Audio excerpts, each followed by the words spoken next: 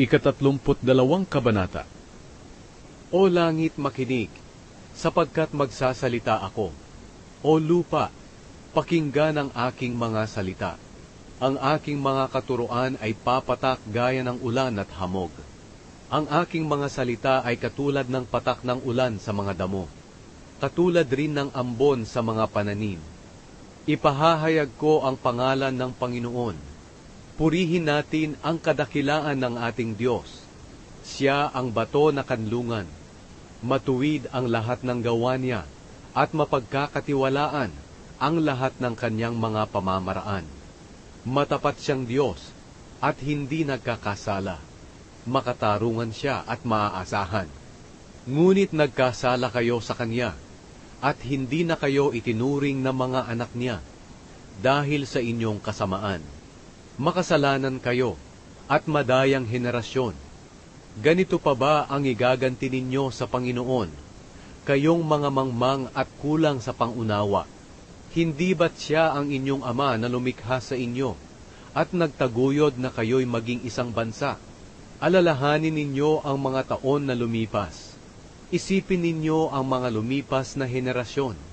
Tanungin ninyo ang inyong mga magulang at mga matatanda, at ihahayag nila ito sa inyo.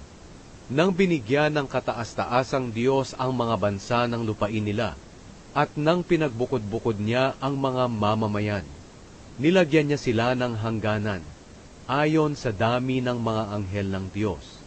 Pinili rin ng Panginoon ang lahi ni Jacob bilang mamamayan niya. Nakita niya sila sa disyerto, sa lugar na halos walang tumutubong pananim. Binabantayan niya sila at iniingatan, katulad ng pag-iingat ng tao sa kanyang mata. Binabantayan niya sila, gaya ng pagbabantay ng agila sa kanyang mga inakay.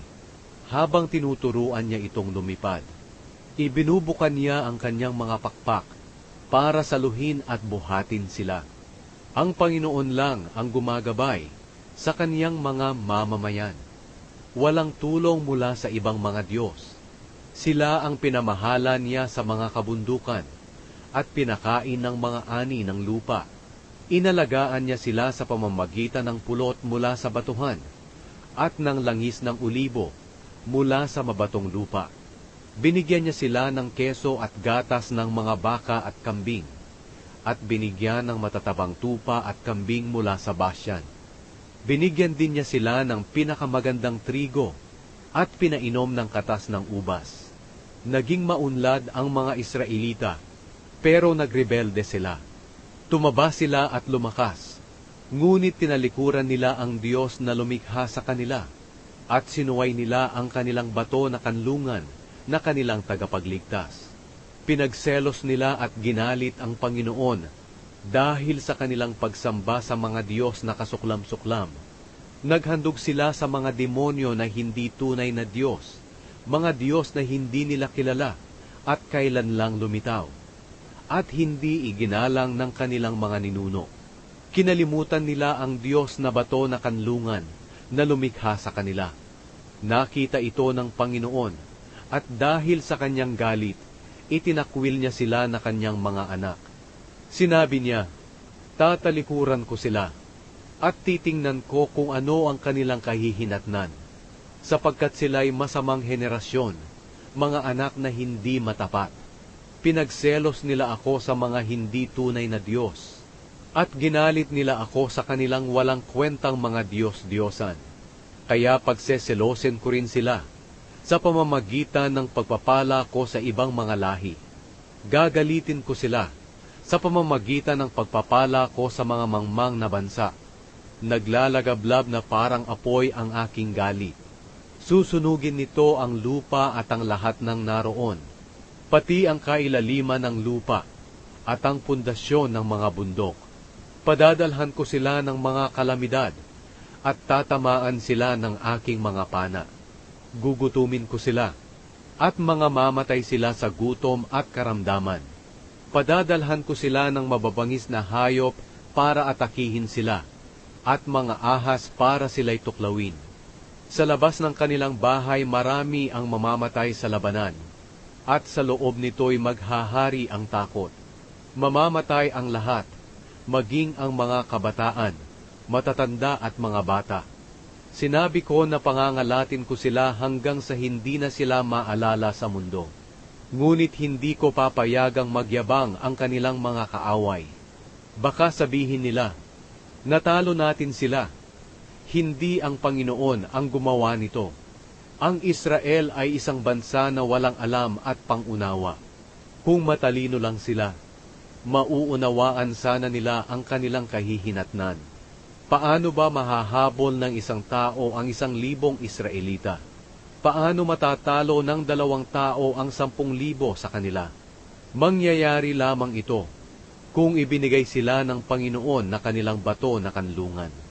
Sapagkat ang bato na kanlungan ng ating mga kaaway ay hindi katulad ng ating batong kanlungan, at kahit sila ay nakakaalam nito.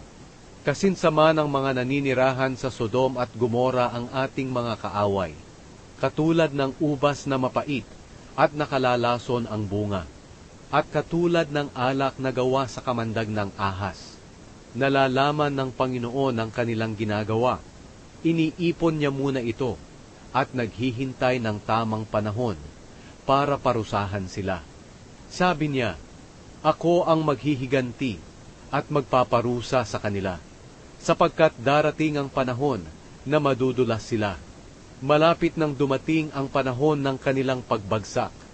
Ipagtatanggol ng Panginoon ang kanyang mga mamamayan. Kaaawaan niya ang kanyang mga lingkod. Kapag nakita niya na wala na silang lakas, at kakaunti na lang ang natira sa kanila, alipin man o hindi. At pagkatapos ay magtatanong ang Panginoon sa kanyang mamamayan, nasaan na ngayon ang inyong mga Diyos, ang batong kanlungan ninyo? Nasaan na ngayon ang inyong mga Diyos na kumakain ng taba at umiinom ng alak na inyong handog? Magpatulong kayo sa kanila at gawin ninyo silang proteksyon. Tingnan ninyo ngayon, ako lang ang Diyos. Wala nang iba pang Diyos maliban sa akin. Ako ang pumapatay at ako ang nagbibigay buhay. Ako ang sumusugat at nagpapagaling, at walang makatatakas sa aking mga kamay. Ngayon, itataas ko ang aking mga kamay at manunumpa. Ako na nabubuhay magpakailanman. Hahasain ko ang aking espada at gagamitin ko ito sa aking pagpaparusa. Gagantihan ko ang aking mga kaaway at pagbabayarin ang mga napupuot sa akin. Dadanak ang kanilang dugo sa aking pana, at ang aking espada ang papatay sa kanilang mga katawan. Mamamatay sila, pati na ang sugatan at mga bilanggo. Mamamatay pati ang kanilang mga pinuno. Mga bansa, purihin niyo ang mga mamamayan ng Panginoon, sapagkat gaganti ang Panginoon sa mga pumatay sa kaniyang mga lingkod. Gaganti siya sa kaniyang mga kaaway, at lilinisin niya ang kanyang lupain at ang kanyang mamamayan. Ito nga ang inawit ni Moises kasama si Josue sa harapan ng mga Israelita. Pagkatapos niyang sabihin ito, sinabi ni Moises sa mga tao, itanim ninyo sa inyong mga puso ang lahat ng sinasabi ko sa inyo sa araw na ito. Ituro rin ninyo ito sa inyong mga anak, para matupad nilang mabuti ang lahat ng sinasabi sa mga utos na ito. Hindi lang karaniwang salita ang mga utos na ito. Magbibigay ito sa inyo ng buhay. Kung susundin ninyo ito, mabubuhay kayo ng matagal sa lupain na aangkinin ninyo sa kabila ng Hordan. Ipinaalam ang kamatayan ni Moises. Nang araw ding iyon, sinabi ng Panginoon kay Moises, pumunta ka sa Moab, sa kabundukan ng Abarim, at umakyat ka sa bundok ng Nebo na nakaharap sa Jericho. Tanawin mo roon ang Kanaan, ang lupaing ibinibigay ko sa mga Israelita na kanilang aangkinin. Sapagkat sa bundok na iyan ka mamamatay at isasama na sa iyong mga kamag-anak na sumakabilang buhay na, gaya ni Aaron na iyong kapatid, nang mamatay siya sa bundok ng Hor, at isinama na rin sa mga kamag-anak niya na sumakabilang buhay na. Sapagkat dalawa kayong nawalan ng pagtitiwala sa akin sa harap ng mga Israelita, nang naroon kayo sa tubig ng Meriba sa Kadesh, sa ilang ng Zin. Hindi ninyo pinarangalan ang aking kabanalan sa kanilang harapan. Kaya makikita mo lang sa malayo ang lupaing ibinibigay ko sa mga Israelita, pero hindi ka makakapasok doon.